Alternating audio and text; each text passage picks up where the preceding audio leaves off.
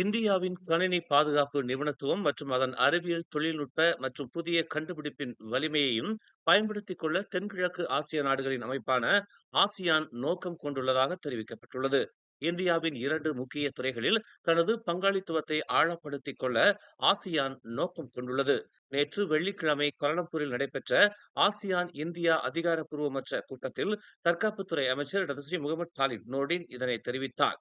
India தன்னளவில் ஒரு வல்லரசாக இருப்பதாக ஆசியான் நாடுகள் கருதுவதாகவும், அமெரிக்கா அல்லது சீனா போன்ற வழக்கமான ராணுவ வலிமையால் அது ஆதிக்கம் செலுத்தவில்லை என்றும் கூறிய காலிட், அதற்கு மாறாக இந்தியா அறிவியல் தொழில்நுட்பம் மற்றும் புதிய கண்டுபிடிப்பில் தனது தேர்ச்சியினால் நிபுணத்துவம் செலுத்தி வருகிறது என்று குறிப்பிட்டார். ஆசியானை பொறுத்தவரை இந்தியா அறிவியல் கண்டுபிடிப்பு மற்றும் அறிவின் உலகளாவிய மூளை அஸ்திவாரமாக, அதாவது கருத்துகள் மற்றும் புதிய கண்டுபிடிப்புகளின் வல்லரசாக விளங்கி வருகிறது என்று அவர் சுட்டிக்காட்டினார். ஒரு முன்னணி இலக்கவியல் சக்தியாக இந்தியாவின் நிபுணத்துவம் விளங்குவதோடு, அதன் தற்காப்பு கணினி நிறுவனம் மற்றும் வலிமையான தேசிய கணினி அரசாங்கம் கணினி தற்காப்பு பயிற்சிக்கான ஒரு மிகச்சிறந்த அஸ்திவாரத்தை வழங்கி வருகிறது.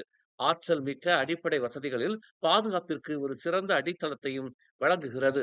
கூட்டு ஆராய்ச்சி, தொழில்துறை ஒத்துழைப்பு மற்றும் கல்வி பரிமாற்றம் மூலம் ஆசியான் மற்றும் இந்தியா புதுமைகளை ஊக்குவிக்க வேண்டும், ஒன்றை சார்ந்திருக்கும் நிலையை குறைக்க வேண்டும் மற்றும் பிராந்திய பாதுகாப்பு தன்னம்பிக்கையை வலுப்படுத்த வேண்டும் என்று கோலாலம்பூர் மாநாட்டு மையத்தில் நேற்று நடைபெற்ற அக்கூட்டத்திற்கு தலைமை தாங்கிய போது காலித் இதனை தெரிவித்தார்.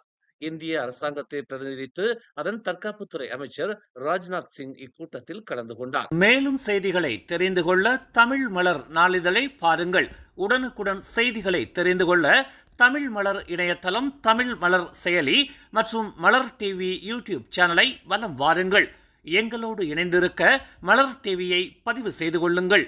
உறவுகள் மகிழ்ந்திட விருப்பம் மற்றும் பகிர்வு சேவையை சொடுக்கிடுங்கள்.